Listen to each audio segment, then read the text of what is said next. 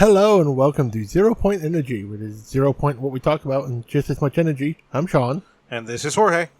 And today we're talking about, I don't want to call them masterpieces. We're doing a double feature here of Australian indie films, Wyrmwood, Road of the Dead, and Wyrmwood Apocalypse.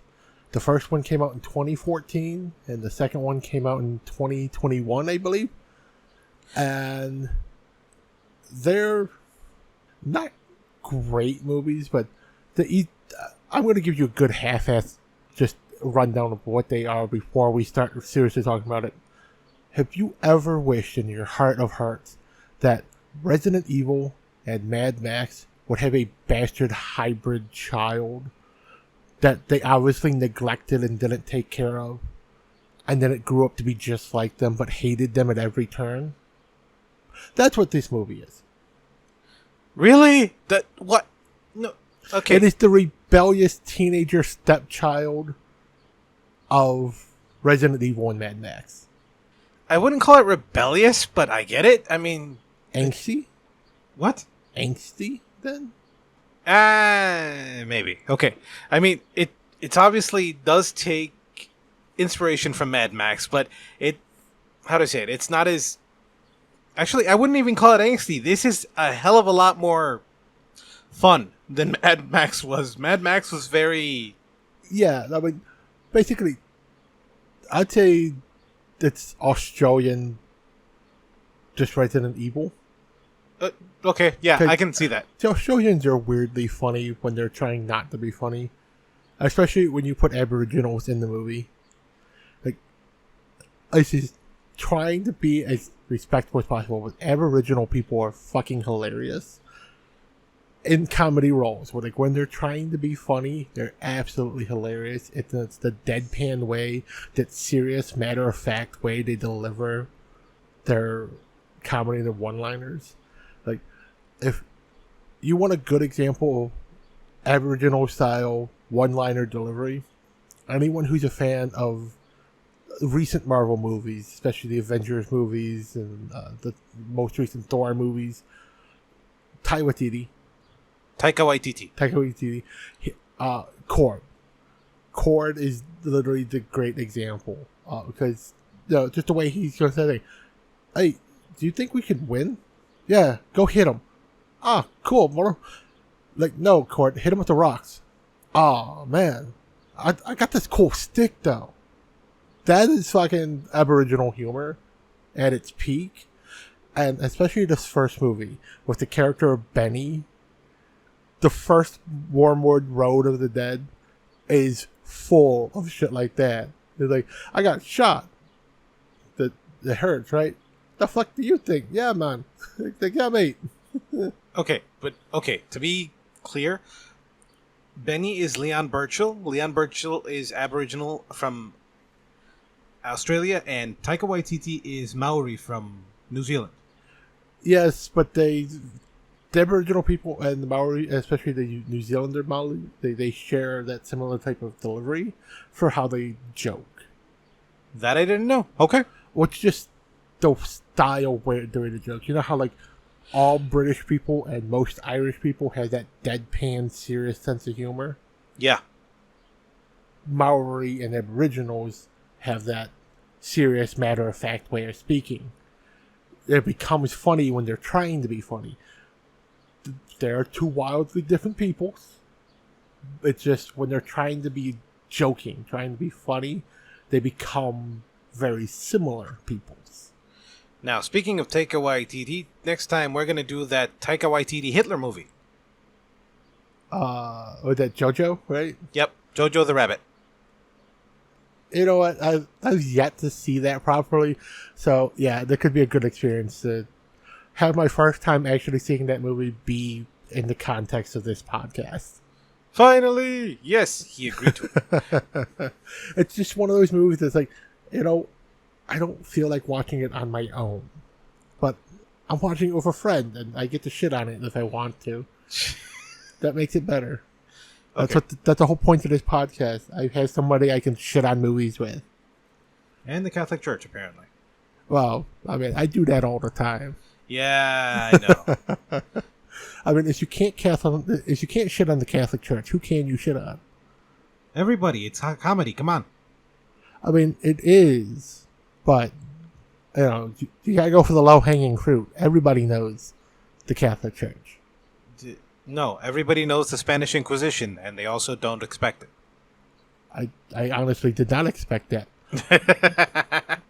But the Spanish Inquisition was the Catholic Church. Meh. Yeah, okay. There was. We'll call it a sect of the Catholic Church. Moving on. Okay, we have the movie starring main character Jay Gallagher and his sister in the movie, Bianca Bradley. Character names are Barry and Brooke. Yeah, they got a lot of B names for main characters. Like we got Jay Gallagher as Barry, Bianca Bradley as Brooke. Sorry, Brady, not Bradley. Brady. Yeah, my fault. Yeah, Leon Burchill as Benny. Like, there's so many B's. Benny and the Jets. No. God, no. I don't mind Elton John. Just why? Bruh. Because. Because exactly. Because exactly. Hey. Okay. Now, we also have a very hammy actor. Stole the show. Honestly, well done. Baron Schwartz as the Doctor. Yes. The Doctor is probably the best part of this movie. He doesn't get as much screen time as he deserves. I mean, he's crazy, he's wacky, he dances around. And that's in the first movie. Like, in the second movie, there are two doctors. There's the Doctor and the Surgeon General. And they are both also kind of hams.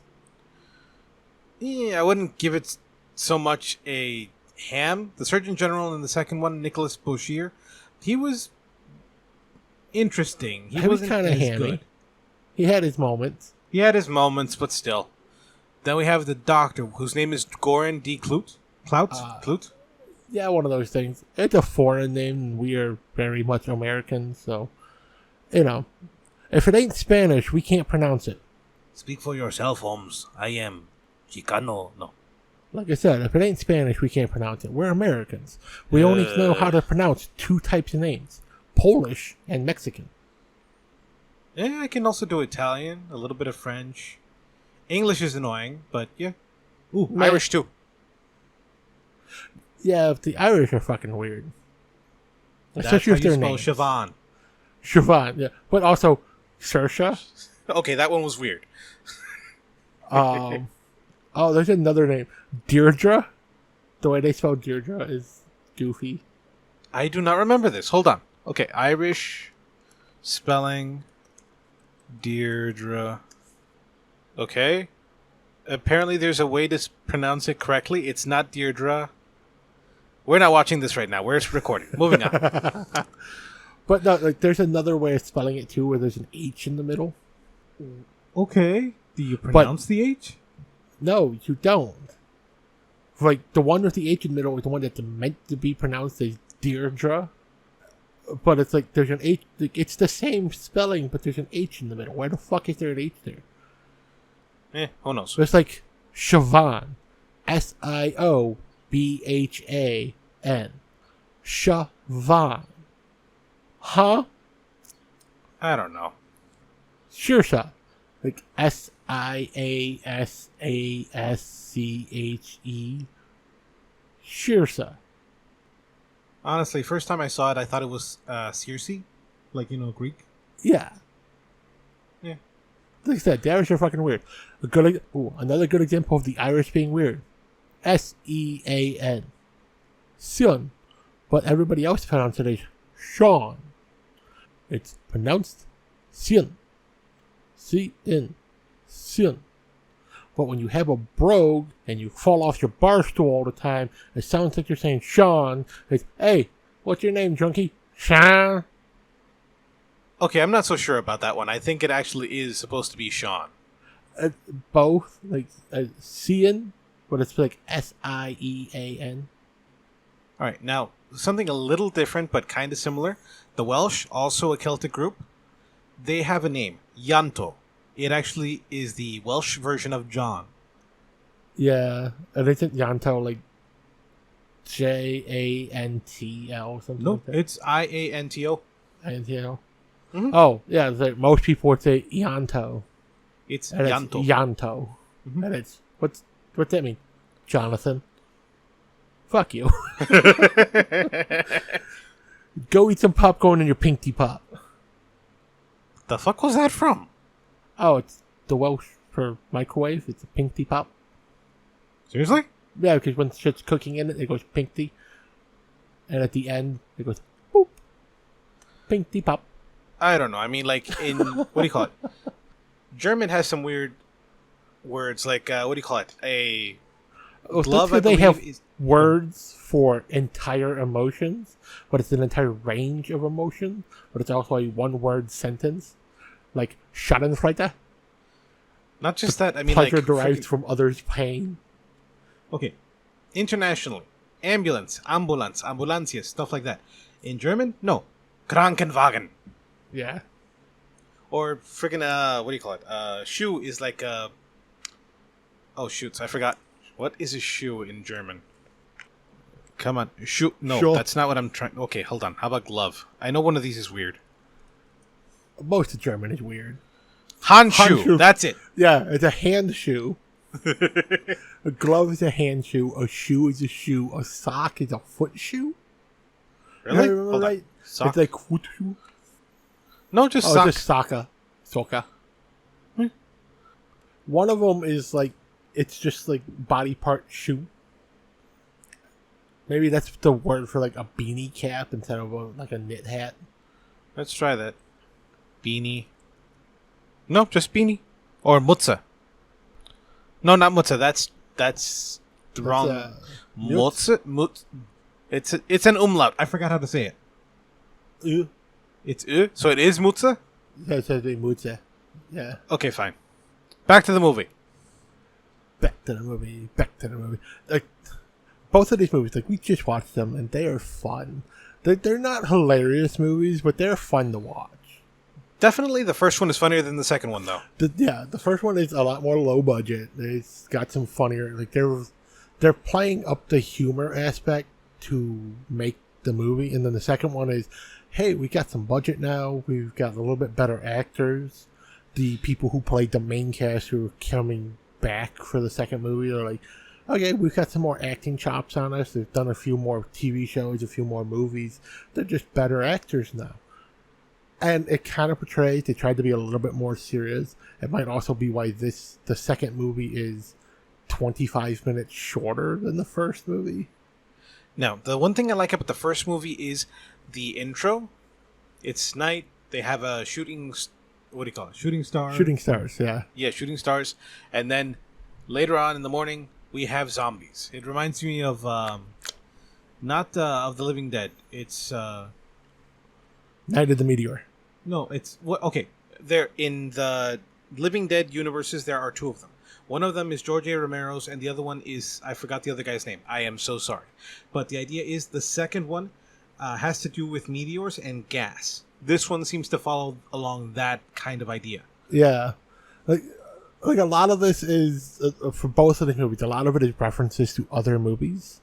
Like, in Road of the Dead, there's a great reference relative, about a quarter way through the movie, of you see this guy in this homemade body armor, and it real, especially for Australian cinema, it seems like it's a straight up nod to the Yahoo Serious movie Reckless Kelly, which is a comedy movie about a descendant of the legendary bank robber Ned Kelly, who literally used to put on cast iron pots and pieces of stove to go rob banks because handguns in the early to mid 1800s couldn't pierce through the cast iron.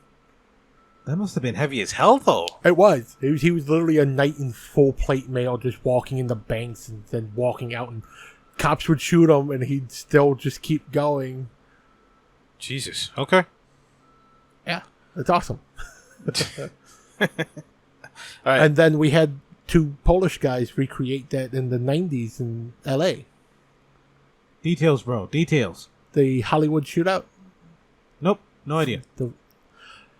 Two guys who met in prison. They started some petty robberies of banks. Then they decided to rob one bank. At the 1997 one that you're looking for there. Okay. And they're dressed head to toe in body armor, and they are literally the reason now why not just SWAT teams but police themselves carry rifles in their trunks, because the handguns and shotguns that they had could not get through their body armor. Wow. And Okay. the cops literally, to stop these guys, had to run to local gun stores and just appropriate rifles and stuff to shoot these guys. There's actually a really good movie that was made about called 44 Minutes. And if you're lucky enough to find it on DVD or Blu-ray or watch it on a streaming site that has no ads, the movie itself, from the time the bank robbery starts until it wraps up, actually takes 44 minutes like the real life events took. Like, this was one of those things of thousands of rounds of ammunition that were fired. Lots of people were hurt. Very few died. But it was just one of those big things. And like I was a kid. I remember watching this unfold live on the news. I don't remember any of this, but okay. Damn. Yeah. Like the North Hollywood shootout that's literally part of why, especially LAPD, but most cops now carry rifles with them instead of having to wait for SWAT to get there. I mean, I know they carry shotguns. I didn't know they carried full rifles. Yeah, the shotguns have been a thing for help with riot control and stuff, and just give them more and more stopping power. But yeah, like because of that, that's why it became more standard to have a rifle, so they had more high power, just to punch through armor in case somebody's wearing body armor. It's also so they could do some sharpshooting, because what they use is a marksman's variant of an M4. Ooh, okay. Longer barrel, probably A higher little caliber. bit longer barrel and a low power scope, so they can make more precision shots.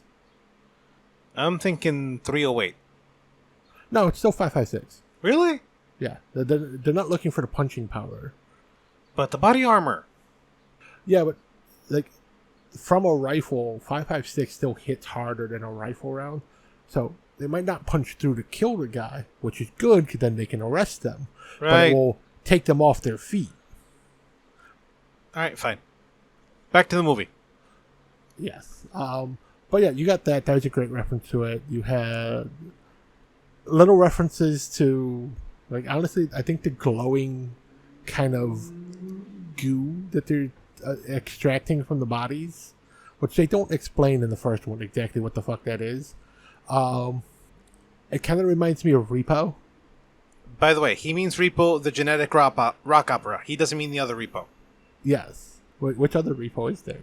Repo Man, with what the hell is his name? British dude. He was in AI. Oh, yeah. Hold on. What's his name? Christian Bale? No. Not Cumberbatch. No. I don't know. Okay, Spielberg. This movie came out in 2001. What's his name? Jude Law. That's it. Jude Law. Jude Law. Yeah. Anyways, what do you call it? Where were we? Right, Repo. Genetic rock opera. Also a really good movie. I suggest you watch it. It's a little slow, honestly, but it's but it's worth watching. It's a good musical. It is. And this is from me, a person who almost despises musicals. I watch them on occasion, but they're not my favorite genre of entertainment. Except for Jesus Christ Superstar. I love that one for some reason. And I also despise the Christian and Catholic religions. Moving on, because desperate. Okay. So, we have another weird reference in the movie where we have, like, at the end of the movie, we find out exactly what, not the end, sorry, the middle of the movie for Wyrmwood, Road of the Dead. Oh, yes, we find out about basically the Bible story of the beginning of the apocalypse, or the beginning of the rapture, is God sending... A meteorite called Wyrmwood. What? A meteorite called Wyrmwood. And Yeah, it's the... Wormwood starts raining from the heavens, and it causes mass death. and the survivors, like, that's the start of people getting separated, where the good go to heaven, the evil go straight to hell, and everybody in between has to do judgment by fire. And the trial by fire is literally the fires and everything caused by the raining wormwood. They have to survive that and be judged for the actions during that. So, I'm using New International Version. Yes, I'm going to read a Bible verse. The name of the star is Wormwood. A third of the waters turned bitter, and many people died from the waters that had become bitter. Yeah, I don't like this version. I'm going to read another. I'm kidding. Well, the waters that become bitter, and it's wormwood, so it's basically the waters turn to absinthe. No. No. Absinthe Wormwood is is what gives it its flavor. Mostly, but still.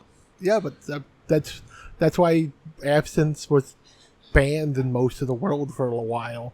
It was basically a poison tonic created by a poison plant, but it's a low concentration, so it's fine. Just like juniper berries are technically fine. We make gin from it, but if you eat too many juniper berries or drink too much juice from juniper berries, it's poison. It acts like arsenic. Same with eating peach pits. The same with eating almonds. If you eat too many almonds, you just giving yourself cyanide poisoning. If you eat a peach pit, it's ricin. What about apricots? Apricot pits, I think you also get ricin from. So it's a little weird. All right, now with that, there was one more reference. Shoots. I forgot what it was. Like I said, especially the first movie, it's full of references. I mean, the movie itself is very, very along the lines of Evil Dead. Not the first one. The first one, not so much. The first second one is a very one, yes. serious movie. The first Evil Dead movie is actually a legitimate horror movie. Yes. Or a thriller, scary movie that has a few jokes in it. And then the second and third movie are just like, hey, cool, let's just ratchet the comedy up to 11. Especially the third one. Army of Darkness is a comedy that happens to have scary elements. It is my favorite, honestly. It's everyone's favorite. If anyone says they don't like the Evil Dead movies, and I especially don't like Army of Darkness, they're lying or they're stupid. Like, I love all of the Army of Darkness movies except for the first one and the remake of the first one. But they're good movies. I just don't like them because so much in my head of watching these movies over and over again.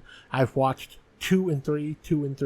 I've watched those so much over and over and over, especially, as a kid with cable. Those were the ones that were played over and over and over again. So I have that bias in my head. I've associated Evil Dead with comedy movies that happen to have scary parts in them, not a serious movie that happens to have comedy parts in it. And that the first Evil Dead is that. It's a scary movie that happens to have a few bits of comedy in it. And the remake of the first Evil Dead is a serious movie through and through. It's a good movie. I don't like it just because, like I said, there's just too much conditioning of just that bias of Evil Dead is funny. Bruce Campbell is funny. Bruce Campbell isn't even in the first one. He's not The in the remake, remake, I mean. but he's in the first. No, I meant the remake. I didn't mean the Yeah, first one. but that's what I mean. It's like, oh, Bruce Campbell's not in it. It can't be good because then it won't be funny. And then it's the forgetting that the first original Evil Dead movie was not a funny movie. And then you remember, oh yeah, that's right. It's actually a faithful remake of the first movie. The first movie just isn't funny. I need to rewatch the first one, seriously. Yeah, like, it's still a great movie. I would still say you have to watch the whole original trilogy. The 2 remakes, like the remake of the first one and the new sequel that just came out, I'm meh about. I can't knock them. I can't say they're bad movies. They're just they're not my movies. Back to this movie, though. Specifically, Keith Aegis. He plays a guy named Frank. He's in the first movie, Road of the Dead. And Frank was awesome. yes, he was. He was a very, very funny dude. I mean, the first movie, they're very, very stoic. So they don't do a lot of... They don't actually act. It's kind of like they're just trying to get through the movie, but not in a bad way. You know what I mean?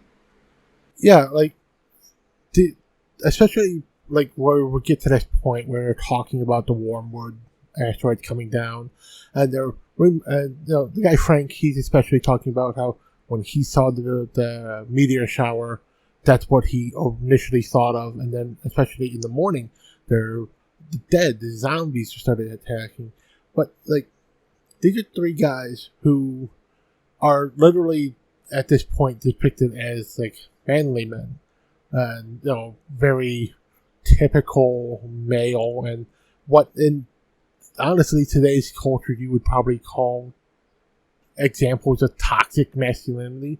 And yet while they're sitting here in a car in the middle of the night that's surrounded by zombies just trying to wait it out till daylight, they're having this serious heart-to-heart discussion about the state of events in the world, and they're not really opening up emotionally, but they are opening up emotionally. I mean, as a guy, you kind of read between the lines because you can tell when something is really, really... Well, if you know somebody, you can tell, or kind of instinctively almost, can tell what somebody's feeling from what they're saying. Yeah, like they are just openly talking about, like these people are dead and I feel bad about it, but we got to do the thing. We have to survive.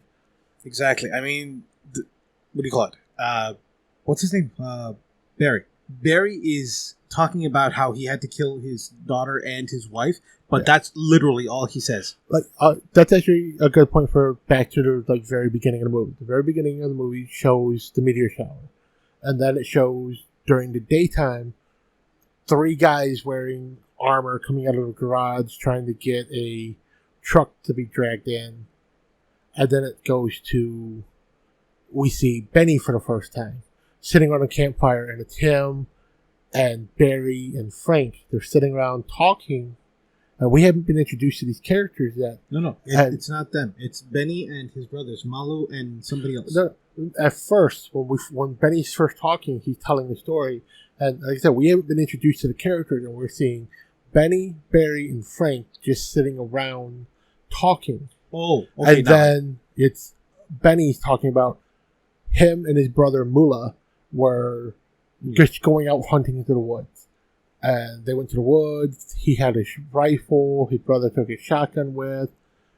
And they just came across this guy who was just standing there. And when they tried to talk to him, it was a zombie. And he killed his brother. And then Benny had to end up shooting his brother to get away from him. And then you had the zombie who's still chasing him. And he literally explains that it's actually a little funny, but he's being serious about how, so I just started walking away, and it's like that for the entire day. I was walking away from him, and he was chasing me, and they're showing Benny walking through the woods, and the zombie just walking right behind him. It's almost like a Jason movie of the best way to really hunt effectively is just to walk at a normal pace. Yeah, that was a little weird, but it made sense because these zombies weren't like running and stuff, at least not in the light. In the dark, for some reason, they did. Yeah, and then Benny finally gets tired of being chased, so he turns and shoots him. And that's the story of how he got to this point. You're and right, then we go to Barry, who he's got this 1,000-yard stare. He's literally just staring straight at the fire that they're sitting around. And they're like, how about you? You got a story? He's like, this morning I shot my wife and my daughter. I don't know how to make that a story. And then we jump cut to the day before where him, his daughter, and his wife are having a decent day sitting around the dinner table. And it goes through the whole night where they watch the meteor shower out in the yard. They go inside. They have dinner. So, like, they're having dinner and everything. And, like I said, they're having a good night, having fun. And it's just kind of cool and interesting. And he's not telling the story, but we're seeing him having this flashback of it. And it goes until, like, his daughter wakes him up in the middle of the night and, like, Daddy, there's someone in the kitchen. And he gets up to go see what it is, and it's a zombie standing there eating meat out of the refrigerator. And they get, he gets attacked. His wife stabs the guy in the kidney. It doesn't stop him. So he yells for her to get the axe. She slams it down on the guy. And as soon as she hits him with the axe and gets this big spray of blood, their daughter is standing in the doorway, so she sees it and starts screaming. And I think one of those, it's this emotional kind of thing. And he's not telling the story. He's reliving it in his head because he can't contextualize that at the moment. That all this has only happened and it's been one night. Now, from there, it's morning. They run to their car. They have gas masks on, like one of those, like industrial. What are they called? Industrial respirators. That's it. Industrial respirators, like for painting or sanding with fine particulate with the filter. Exactly. Yeah. Then they go to their car. They start running. They get chased by a bunch of zombies. It's still night at this point, and they keep going and going and going. Yeah, because Barry apparently is a contractor based on how much tools he has and the fact that he has multiples of these face masks. Oh, yeah, he was using a nail gun. So, yeah, definitely. Yes, in absolute true Australian or even UK builder fashion, he's overridden the safety on his nail gun so he can shoot nails at things. It's awesome. Now, normally, typically, those don't actually go very far. That's why it's kind of a lie. But according to Sean, it's actually realistic that they would go farther. Yeah, they do go decently far, especially with the electric ones that he's using. The motor for those actually ramps up pretty fast. That's how it can drive a nail in a single hit. And it actually does put a lot of force behind it when it pushes it out. If you override the safety so you don't have to push down on the tip to make the nail come out, you can actually launch them and stick them in a board from about 10 yards away. Damn, okay. Like, cool. You can find YouTube videos all over the place of builders just literally launching nails from nail guns into pieces of wood. Now, they don't go super deep. When you're launching them like that, you might get the point to stick in maybe once every 5 shots. So, yeah, the fact that they're showing them from a distance shooting the nail out and it driving itself almost flat to the head into the skull, that's unrealistic. That's movie stuff. But it's not unrealistic to be able to shoot nails out of a nail gun if you override the safeties. Now, to cover our asses with YouTube, we do not recommend that at all. Okay? Do not do that. It is very dangerous to override the safeties. We are not going to describe how to override their safeties. We're just saying it is possible if you override the safety features of an electric or an air nail gun that you can shoot the nails out of it. Again, not condoning, but just yes. Tweet. No. Moving on. No, do not do that at home. All right. God damn it! Where was I? I had a next point. Fuck. I hate you. Yes, I derailed the Jorge yet again. Okay. Fuck. Frank. Right. We were talking about Frank and how Frank woke up and he. Fuck. I forgot Frank's story. Frank's story was. It was the religion, but then it was also how things are fucked, and how he figured this was the end of times, and how people were still here are suffering the tribulation. He just tells the entire, he just tells the biblical story, and that's what it is the raining of wormwood from the heavens is what signals the apocalypse, and then during that is when the rapture happens. So the good go to heaven, they ascend, the evil go straight to hell, and what's left are the people who are stuck experiencing hell on earth and their judgment, and how they react to their judgment, their trial by fire, determines where they go. Now, they really missed out on a good song choice. Only the good die young. Yeah, but I think they intentionally decided not to use that song because, these guys are all in their, mid-30s, early 40s. Yeah, it's young-ish, but it's not that young. Okay, true. But still. Now, after this specifically, no, wait, right before this, they figured out that for some reason all combustible chemicals do not work. Well, yeah, the combustible chemicals work. Gas and everything that normally combusts works fine. No, don't you remember they had a scene? They had kerosene, they had gas, and they had methyl alcohol. They tried to put fire to them, and it didn't work. No, it was working. But they only had so much. They were going to run out. I saw no flame. Well, methyl alcohol burns almost clear. Okay, explain the others. There was no smoke. They don't all smoke. Hold Diesel on, everybody. We're going to press pause on this fire. and rewatch that scene in the movie just to confirm. Because if I'm right, I'm going to be celebrating so much.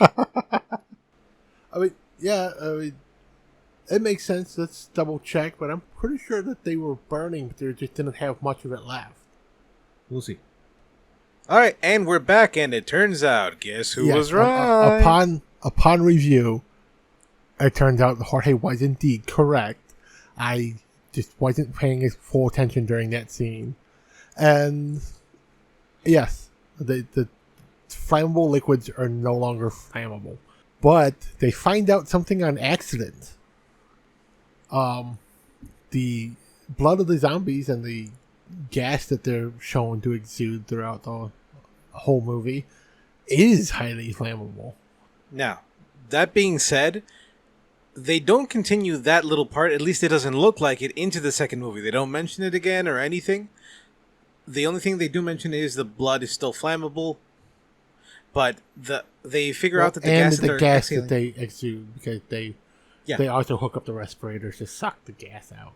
So they figure out that the gas that they excrete is actually methane. Why the fuck does methane still work? It's just another hydrocarbon. And also, if it's pure methane, which they make a joke reference to in the first one, that oh my god, he's farting out of his mouth.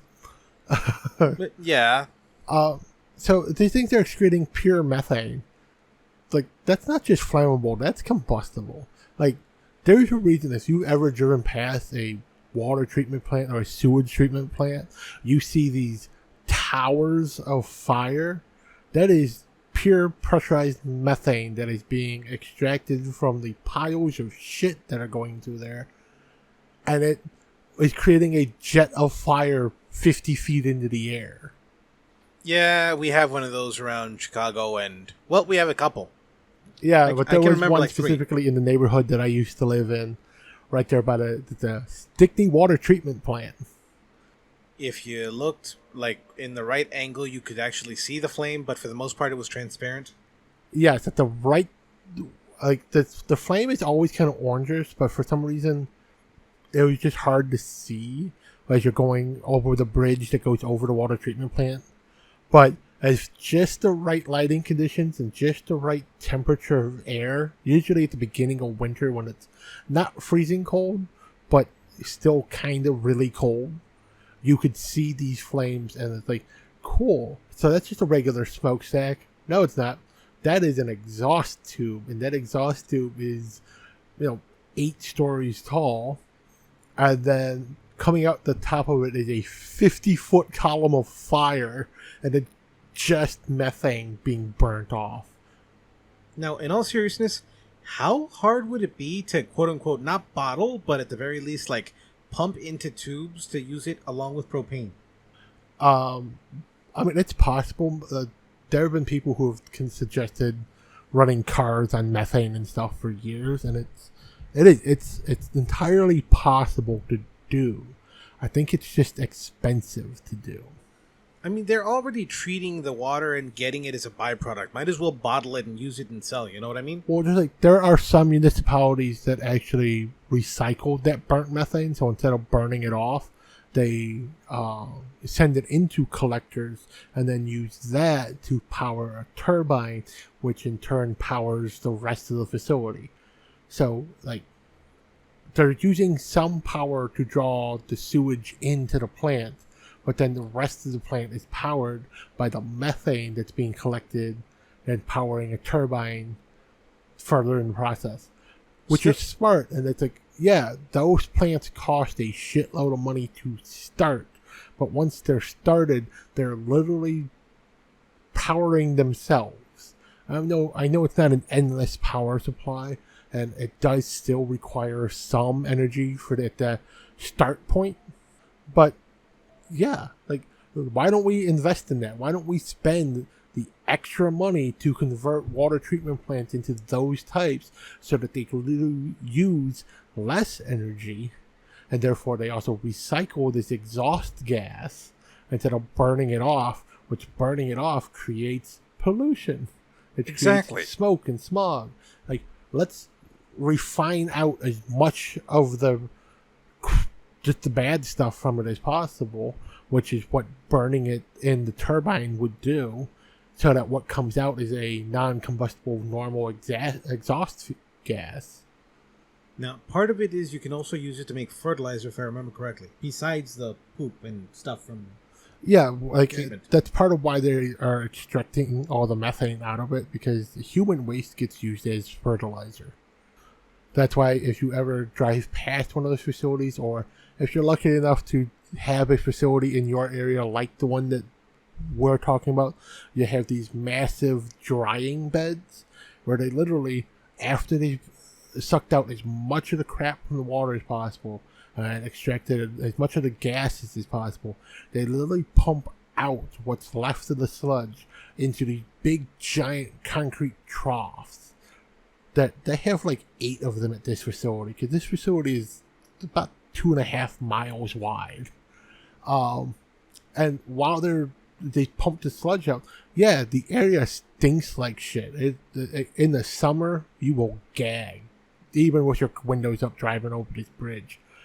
But you can see these giant football fields of shit drying in the sun. And once it's all dried out, they scoop it up and they literally put it in piles that they let people take for free of compost material that you can put in your yard. And I want to say everybody who lives in the area knows that those are literally just giant piles of dehydrated human shit, but it's also really good fertilizer. I think the people who don't live in the area, who come by and just see the free compost, that kind of stings, but yeah, we'll take it. They don't know it's human shit, but again, it's actually a really good fertilizer. Like, you've got a garden at home and you have a water treatment plant near you that puts out giant piles of free compost, free manure that you can take with you. Take it. Absolutely take it. Do not go shit in your garden, though. Human shit is toxic to the ground in general. But once it's been dehydrated and they pumped out all the stuff, like, this is literally just the byproduct of the water treatment process. Hold on. To be fair, though, human shit has been used in farming before, but again, it has to be processed. He's right, it is toxic. So you have to actually work on it, kill all the bacteria and stuff. Otherwise, it will cause an imbalance in the soil, and then, Yeah, all the different composting materials, all the different manures that you can go to most places to buy. Yeah, manure is manure. Like cow manure, pig manure, elephant manure. It's a thing. You can use it for gardening. Like, they're processed. It's not just a bag of shit. Because that would just destroy the grass. It would be toxic to the plants. It would burn it because there's other nutrients and stuff in it that are actually bad. But if you filter all of that out and just get it to basically just be poop, then it's fertilizer. Now, That's also why again, it's dusty. Like, horses are great. Horses and elephants are a great example of animals who process the absolute most out of their food products before they excrete their waste. That's why horse shit and elephant shit is dusty and clumpy. Okay, now, to be fair, some animals actually do have a very clean steam pile that will work to use, but again, most don't. So Yes. don't get any ideas. No, but again, basically any animal that on a regular basis in a healthy context releases hot, dusty lumps of poop. That is, you could pick that nugget up, break it up, and throw it in your garden. That's fine. Get yourself a horse. Shovel the horse shit into your garden. It's fine. Everything else that comes out kind of liquidy, kind of gooey, kind of shiny, like people poop or dog poop, it needs processing. A lot of processing. back to the movie, because yeah, Because we've talked about refining methane from people and bodies for a little bit here. So they figure out that the blood and the gases excreted by these things are flammable.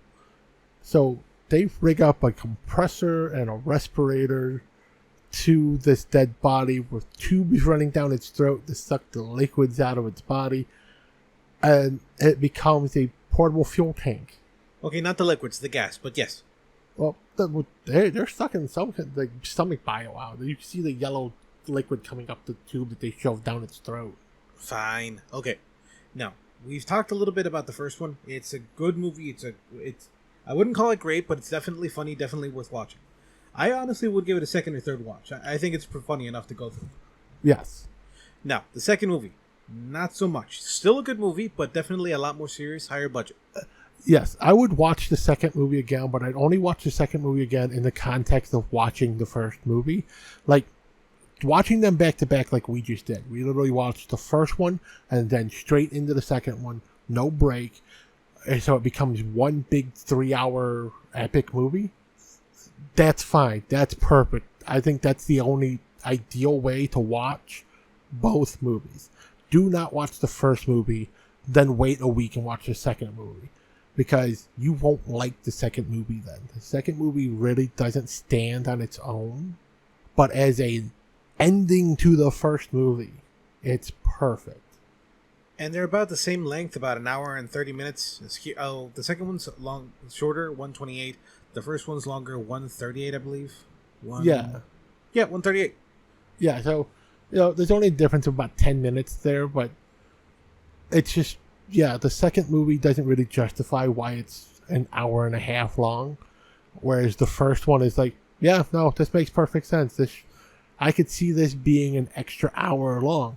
That extra hour is Wyrmwood Apocalypse.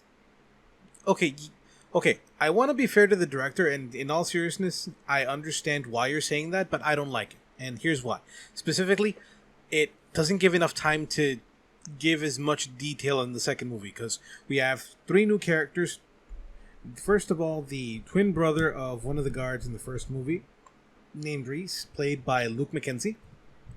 Yeah, like I feel like there's some backstory that takes place in between these, and like we've not done any research on this. We just saw trailers for this movie pop up one day in our random internet browsings, and it's like, those look fun and dumb. We should watch those.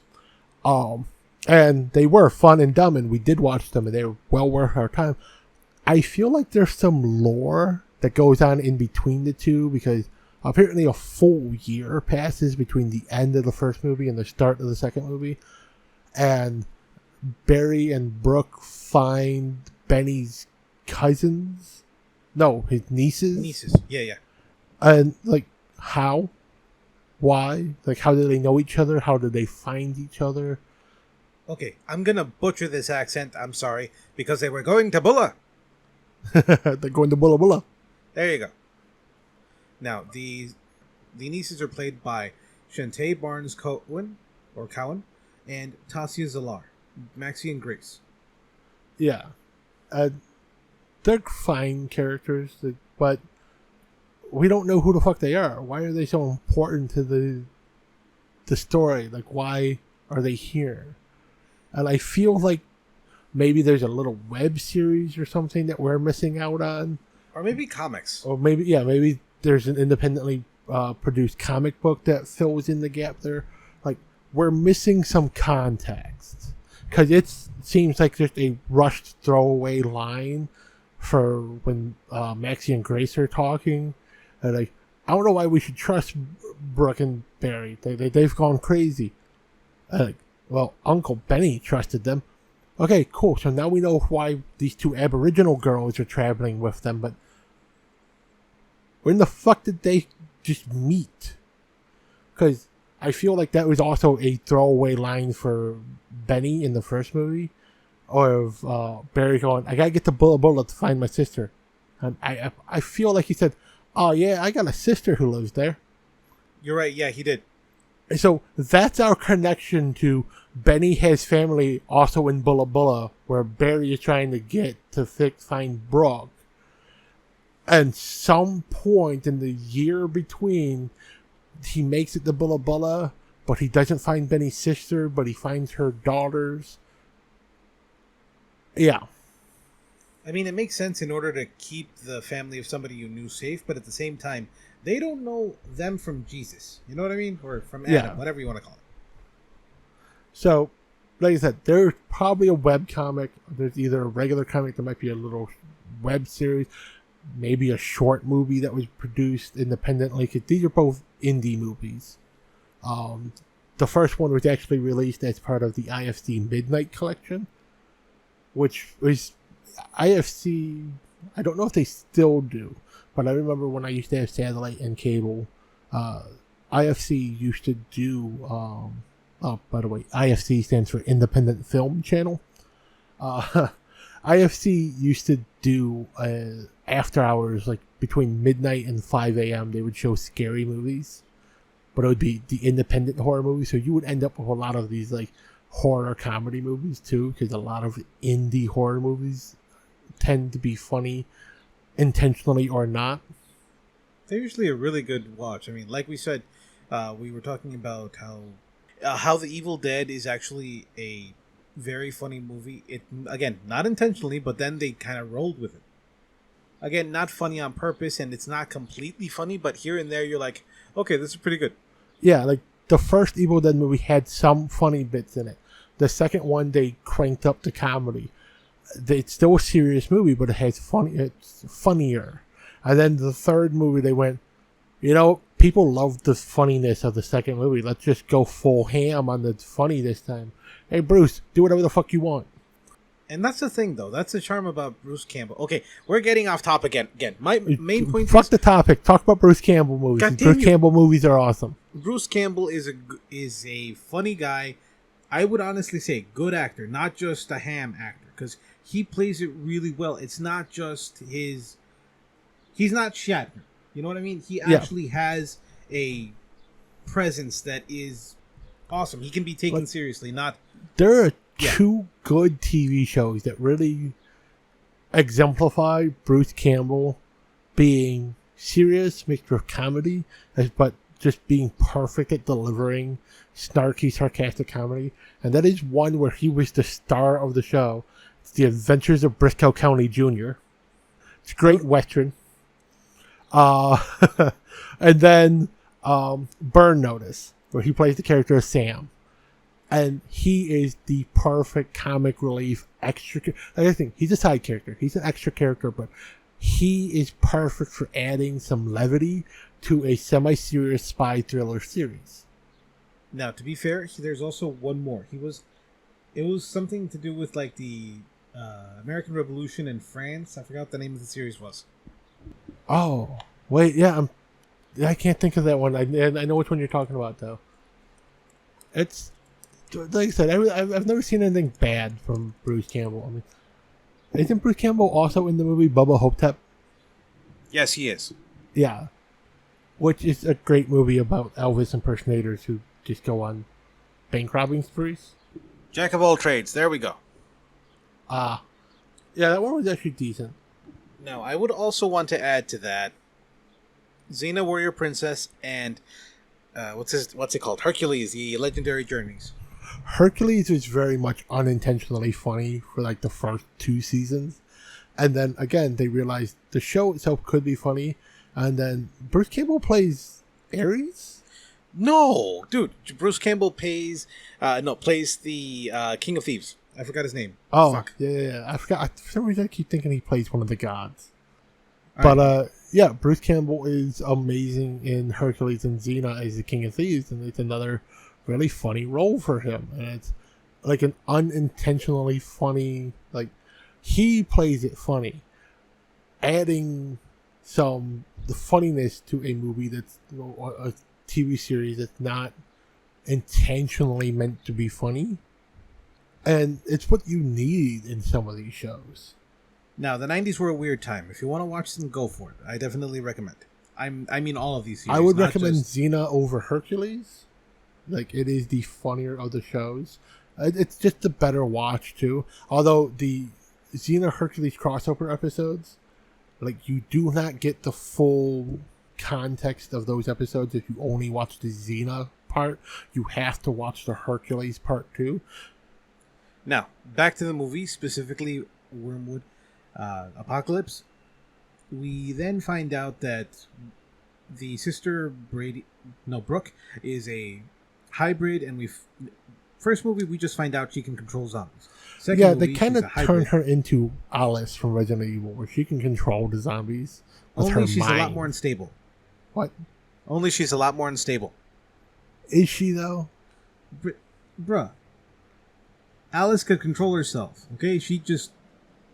Okay, we might watch Resident Evil. There's a lot to say about Resident Evil. There are 6 of those movies, and only 3 of them are good. I don't. Actually, I kind of disagree. I'd say at least 4 are good. 3 are good. There's one more that's worth watching. The other 2 are absolute shit, and the other 2 are like the most recent ones. I don't disagree, but again, I think they're worth watching. We're definitely not watching them like this, like an entire series, though. Oh no, we definitely cannot watch those back to back. Those are shit movies to watch back to back. Those are one at a time movies. I'd say the first 2 would be worth watching. Okay, we'll discuss this after. Look, point is, in the second movie specifically, we find out that if you get bitten, apparently you can have a palliative, which is basically ground up. What was it? Ground up people. Ground up people, but like it was A positive blood, or what was it? People who are A negative are immune to the disease. They mentioned that in the first movie, towards the end. Also, the zombie virus is, because apparently it is a virus, although that's weird. But moving on, the virus itself is airborne, so anybody will get it, and you will die and become a zombie unless they're A negative blood. But they figured out that if they take the infected blood and inject it directly into the carotid artery in the neck of someone who's A negative, they can incubate a cure. It takes 5 injections, and 5 injections of the infected blood to incubate a cure inside their head. So it's not a cure; it's more of a preventative or a symptom aid, and then they can extract it from the brains of the people the A negative people. It kills them, but then they get this super concentrated serum that can be injected into other people to use as for a long-term preventative, but they still need to get regular doses of it. But then if they take those dead bodies from the people that they incubated the serum in and grind it up, because there's so much of the residual serum in their body and their bone marrow and all that, you grind it into a fine dust, stick it in a pill, swallow the pill every couple of hours, and hey, you've got a zombie preventative. But it also will give you the zombie virus. Unfortunately. But you don't know that unless you stop taking the pills. Now, if you get bitten and this happens to you, you will need to get a stronger dose, which is why the super concentrated dose in the brain happens. It happens in the second movie, and we don't understand in the first movie so much, and they explain in the second one. Yeah, so fun times. The second movie is a little harder to talk about. It's honestly, it feels like they're just running on fast forward through this entire movie. They're really cranking through this movie. Like, the main character of this movie technically is not Barry and Brooke, even though they are both in it and both technically star prominently in it. It's about the character of Reese, played by Luke McKenzie, who is he's a survivor hunter. He goes off and he uses basically compressed air guns to knock people out, and he takes them to where the Surgeon General is doing his experiments to create the serum and to create the pills. Reese is unaware of the fact that these people that he brings them are dying. Like, he thinks he's actually helping doing research on cure by bringing people who are immune to it to the bunker for them to help and experiment on.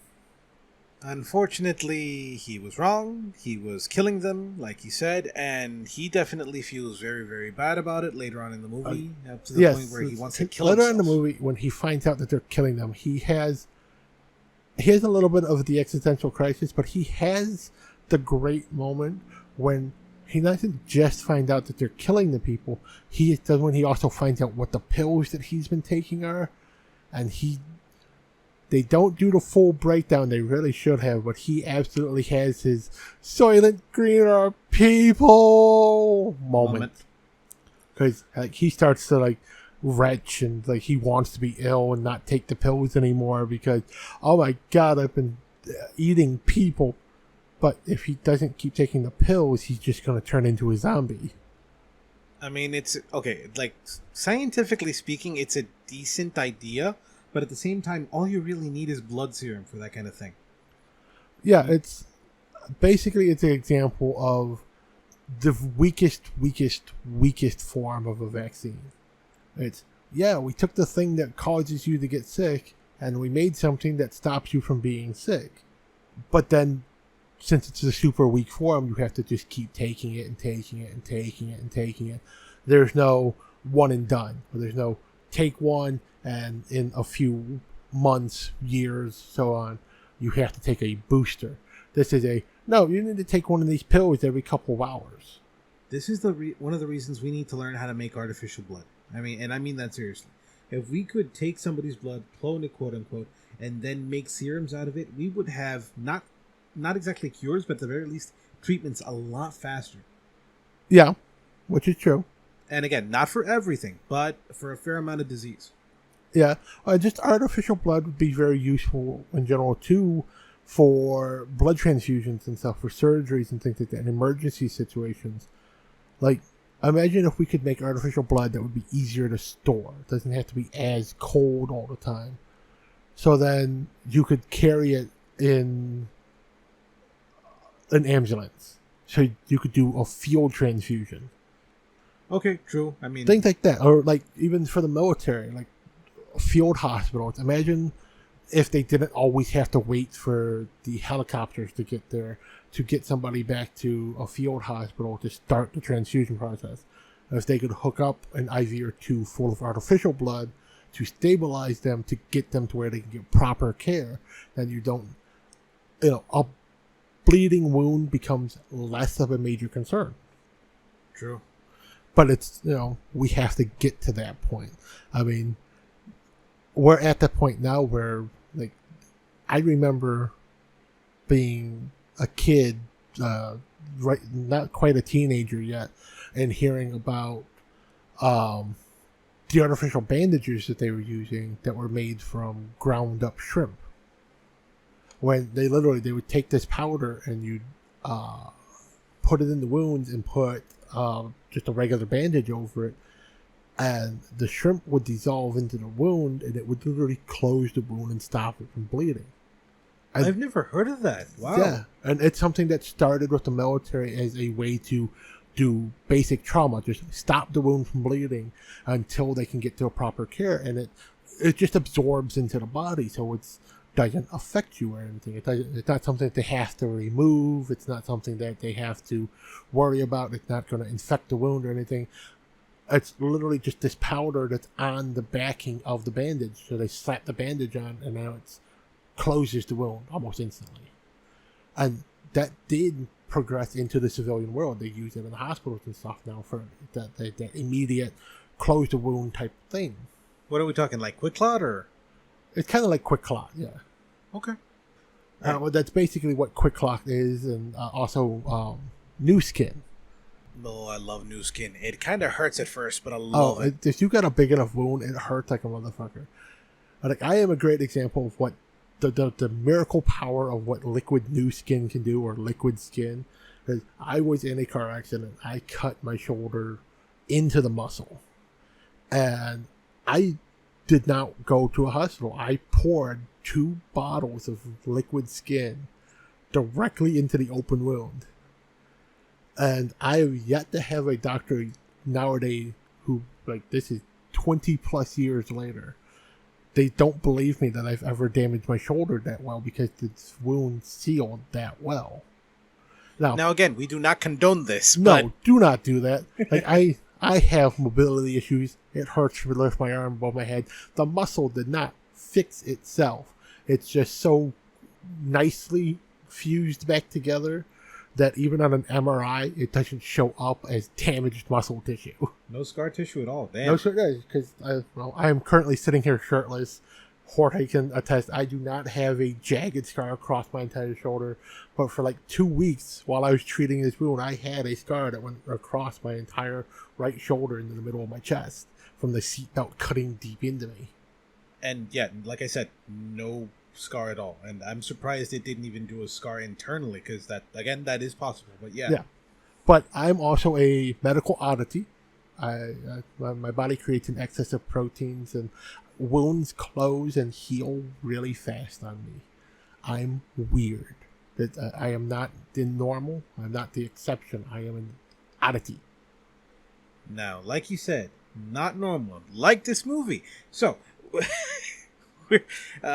specifically, this movie. You love when we get off topic. That's the whole point of this podcast. God damn you! Just look. I'm trying to get to the end of the movie. Specifically, though, we find redemption for Reese.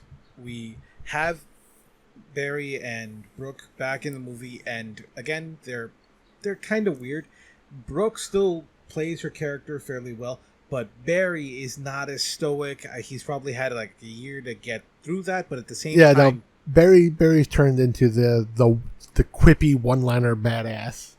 Which is not, again, it's good, but at the same time, it's not the way he played the character. I was expecting to see more of a wounded dude because he lost two friends, his family, like, you know what I mean? Like, not the I can't go on type of dude, but like the stoic, like, this happened, gotta keep going, move. Yeah, I mean, you do kind of miss the stoicism of a man who had to murder his child, and his wife. Now, why the fuck do you gotta make me sound like an asshole? What the fuck?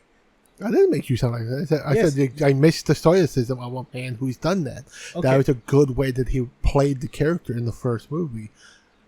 It makes sense. I agree with you that how he's playing the character in the second movie, like I could see him becoming a little bit more quippy and being a little bit more of a badass because he's had a full year of dealing with this shit now. But we kind of need him to still have that trauma. We kind of need him to have those quiet moments of like, oh yeah, I remember when I did that to my wife. Now, just to explain what I thought was going to happen, you were like, yeah, of course, we missed that a guy who killed his family needs the trauma. Yeah, I thought that's how you were playing that. No, I mean, we missed that in his character. That's what I mean. Like he was absolutely playing the character great in the first movie. And then the second movie, not so good, but that's what happens when there's 7 years between part 1 and part 2. Now, one more thing. I don't know why. The entire, basically, first hour of this movie, maybe hour 10 minutes, is completely serious. And then the last 20 minutes, 30 minutes are completely well, not completely, but basically slapstick. Yeah, the beginning of Apocalypse is a much more serious movie. Like it kind of reminds you of how the first movie starts, where it's a pretty serious movie, but this movie stays really serious and has very little humor interspersed up until about the 45-minute mark of a movie that's only an hour and 30 minutes. Yep. But then after that, it's the jokes come faster, the one-liners get coming faster, but then you're also getting physical slapstick humor. Like there's literally a fight scene in a hallway where there's button-controlled drawers that pneumatically open, and like the first time they're trying to open the main doorway that's attached to the same panel, accidentally open a drawer and slams it into Barry's side. Reese does. And then, oops, sorry, wrong button. And he opens the door the right way.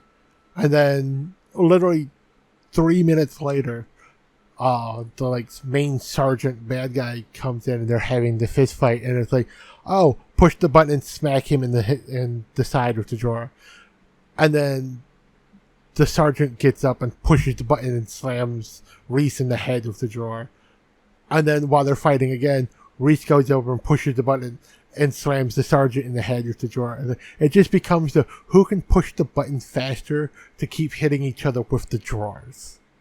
And then the fight with Brooke with a cyber zombie thing. Yeah, Brooke as Alice basically fights this movie's version of Nemesis. Yes, and it was very, very, very silly. The second Reese gets through the doorway to try to help her, banana peel falls into in a puddle of liquid of blood on the ground. Like he's running through, he hits the puddle and fucking feet. Like a full on Looney Tunes banana peel fall. And the fight choreography between Brooke and Nemesis zombie thing it's good, but at the same time it's a little silly, and you can see that they're having maybe not fun, but at the very least they're like, okay, you do this, I do that. Okay. Kind of like go ahead. I want to say they had the budget to do a little bit of wire work, so that they had the pulleys, and they're just having fun because they're like every other scene, like Brooke will hit the zombie like 2 or 3 times, and then zombie hits her and she goes flying across the room, and it's very obvious that it's like 2 dudes off screen with the pulley and yank.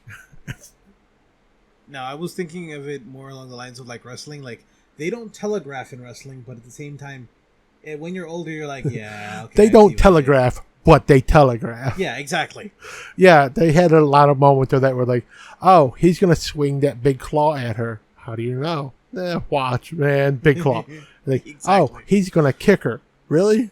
Yeah, just watch. And you could just see he's bracing to swing his foot at her. And she's anticipating the hit. So it's like, yeah, they probably practiced this a couple times, but the best takes were the ones where she was flinching. No.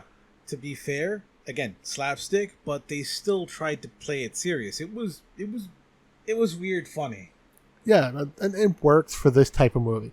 If this was a bigger budget movie, or if this was from a mainstream company or a well-known director, producer, any of that stuff, even if these actors were more well-known to us, but again, they're mostly Australian TV, Australian movies, so we don't see them in a lot of things in our normal media watching. But if these were well-known big-name actors, or if this was a big-budget movie, or if this was from a well-known director or something, this would be unacceptable. We'd be like, oh, that's a shit movie. I can't believe they actually made that. For what we're watching of an indie movie that just happens to have a slightly better budget than the first movie in the series, it's awesome. Honestly, or it works, I should say. That's what's awesome. Honestly, I would like to see a third one, though, but I know that they're kind of having trouble, and yeah. Yeah, the director said that it's a funding. It's only been 2 years, but True. He is all for writing another movie. And the way they ended this one, it really would segue into a third movie. By the way, somehow, and I really mean this, somehow, Barry and Brooke still survive, and they go from looking like very kind of like Apocalypse Now rock type to punk. Yeah. So their journey from the beginning of the first movie until the end of the second movie is Barry is just, he's your typical builder dude, kind of backyard tinkerer, kind of stoic dad. And Brooke is an alt girl, suicide girl model type girl. Literally, that's how we meet her character. It's her and her friends are having a suicide girl style photo shoot in a garage.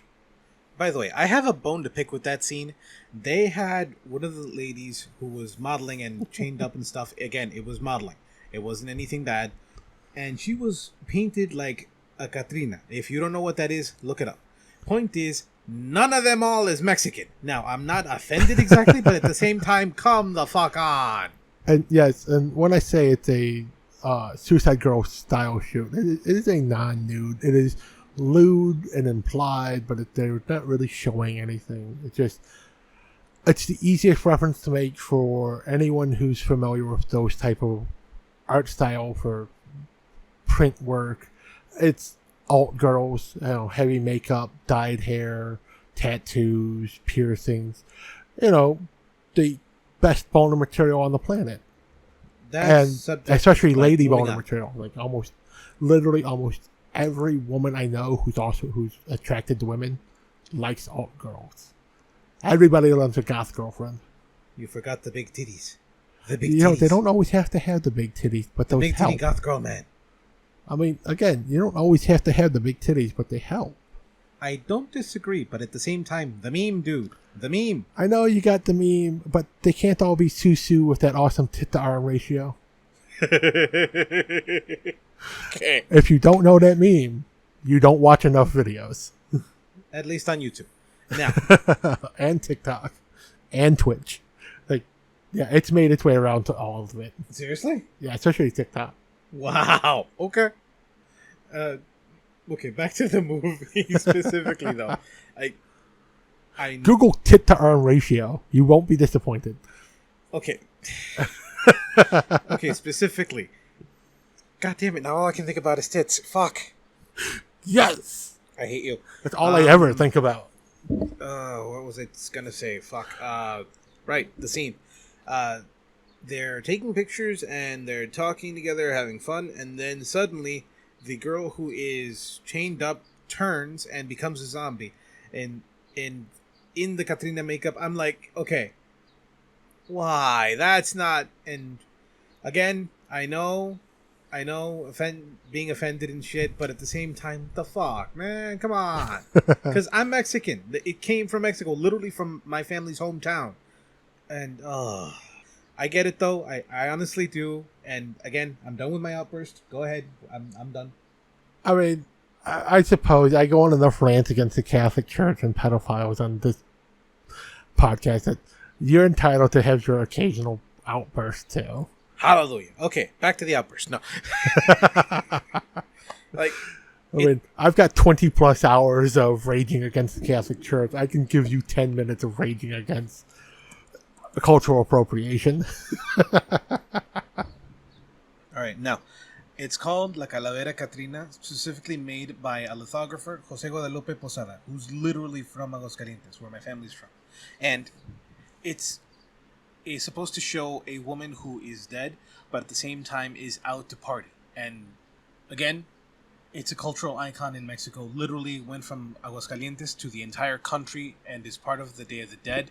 Now, literally, women dress up and paint themselves in that style, the same way this woman did. And I'll be honest, damn, in terms of, boner alert and shit, because, again, I'm Mexican. I don't know. I'm attracted to death. Fuck. And this just really rubbed me the wrong way and kind of the right way, and yeah. I mean, it rubs the wrong way, but because of it, I'm going to rub the right way. I hate you. I know I made that reference, but I still hate you. Okay. Jorge always hates me when I'm not wrong. I hate you. Just moving on. Specifically, though, these movies are worth the watch. Again, like Sean said, we would recommend them back to back. They're available on Tubi for free. Yes, you have to watch commercials, but again, they're not that bad. They're 15, 20 minutes apart, more or less? Yeah, any of you who are old enough to remember watching this TV movies on cable, on TBS, TNT, FX, stuff like that, Spike TV, where you'd get the commercial break every so often. It's like watching that. The commercials aren't super obtrusive. They're quick, short breaks. Oh, it's like the old days of YouTube. You'd get one or two ads, and then you were fine. That's what Tubi is like. Tubi is like that. And this is absolutely not a paid endorsement for Tubi. We have no stake in this. It's just we've both recently downloaded this app, and it is worth having. I would say it's a free app. Fuck it. If you don't mind the occasional ad, It's worth it. There's actually a decent number of good movies and a surprising number of like independent movies on there too. And that's why we think it's good. And again, it's a minute, people. Come on. It's just a minute of commercials. It's not like it's going to kill you, and it's not like Hulu, which makes you watch like 5 minutes. Yeah, like, it's worth it. It's worth the download. And both of these movies are worth watching. We're probably in the future going to use Tubi to watch other movies for this podcast because that's how we did it. We watch these things on...